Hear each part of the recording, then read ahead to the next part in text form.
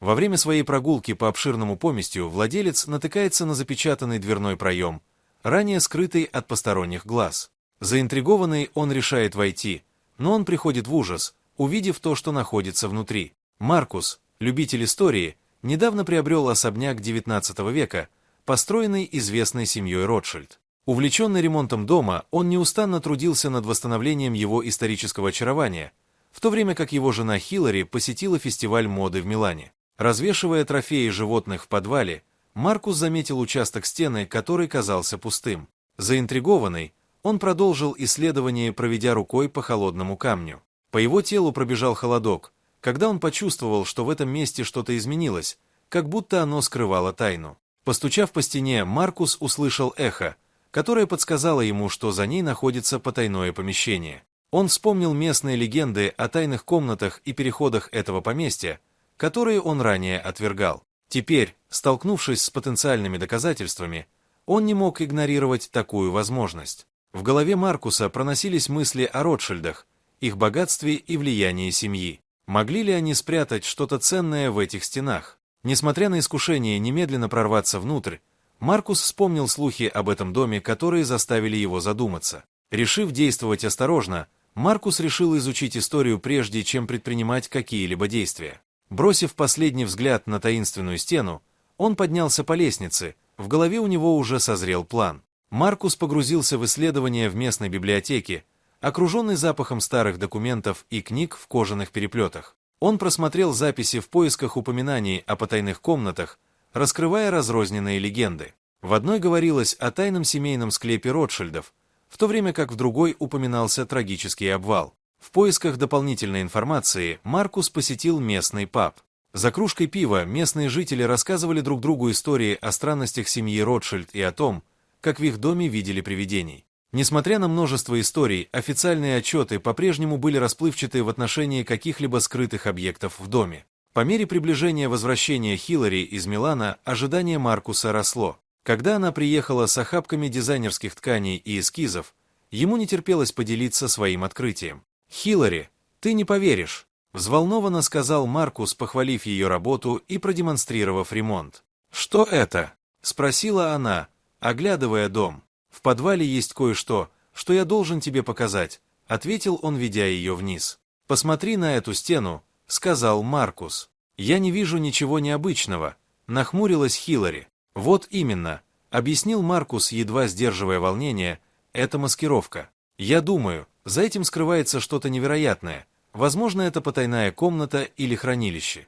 Волнение Хиллари сменилось опасением, когда она переварила откровение Маркуса. «Ты уверен в этом?» — спросила она дрожащим голосом, что если это что-то ужасное, это может вынудить нас покинуть дом. Маркус вздохнул, разрываясь между своим любопытством и беспокойством супруги. «Я понимаю, но я не могу игнорировать эту тайну», — сказал Маркус, но Хиллари твердо настаивала на своем. Маркус неохотно согласился выполнить пожелания Хиллари. Он даже связался с агентом по недвижимости, собираясь начать все сначала. Однако это решение тяжело давило на него. В последующие дни в доме воцарилось неприятное напряжение. Маркус пытался сосредоточиться на повседневной жизни, но его мысли постоянно возвращались к потайной двери. Он часто ловил себя на том, что смотрит вниз на лестницу, ведущую в подвал, и перебирает в уме возможные варианты. Не в силах полностью подавить свое любопытство, Маркус погрузился в исторические исследования.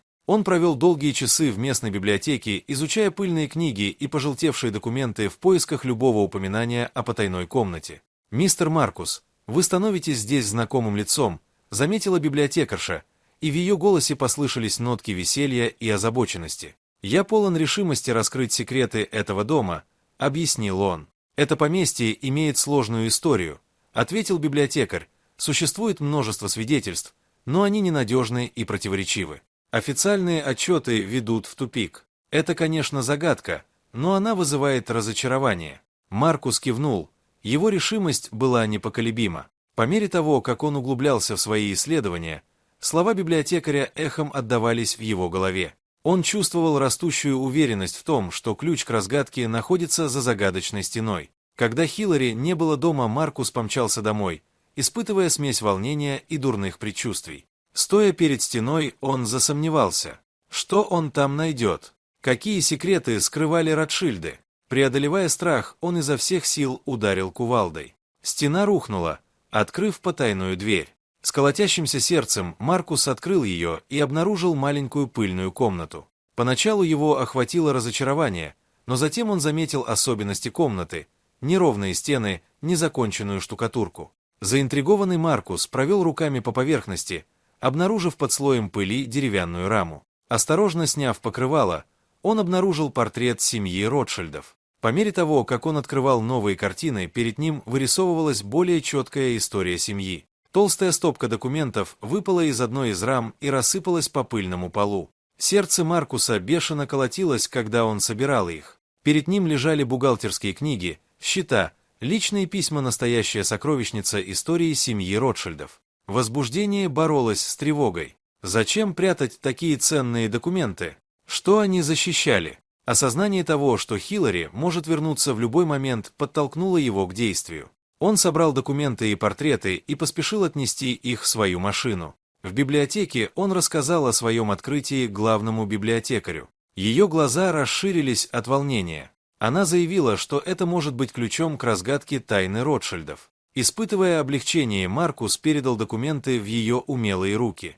Вернувшись домой, он лихорадочно стер все следы своего вторжения. Хиллари появилась как раз в тот момент, когда он закончил, и он тепло поприветствовал ее. В тот вечер, когда библиотекарь рассказал о своих планах по созданию исследовательской группы, Маркус столкнулся с дилеммой. Должен ли он довериться Хиллари? Риск расстроить ее перевешивал потенциальную выгоду, но пока он не спешил делиться своим секретом. Маркус постоянно общался с библиотекарем, с нетерпением ожидая новых событий. И вот однажды днем ее взволнованный голос сообщил новость.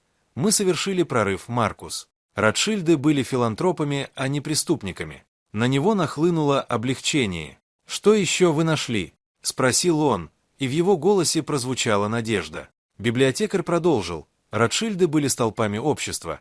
Они щедро жертвовали в благотворительные организации. Предполагаемый скандал был тщательно спланированной ложью конкурирующей семьи, завидовавшей их успеху. По мере того, как библиотекарь углублялась, вырисовывалась сложная картина. Ротшильды стали жертвами безжалостной клеветнической кампании, направленной на то, чтобы очернить их репутацию и захватить контроль над их предприятиями. Их ложно обвинили в растрате и убийстве.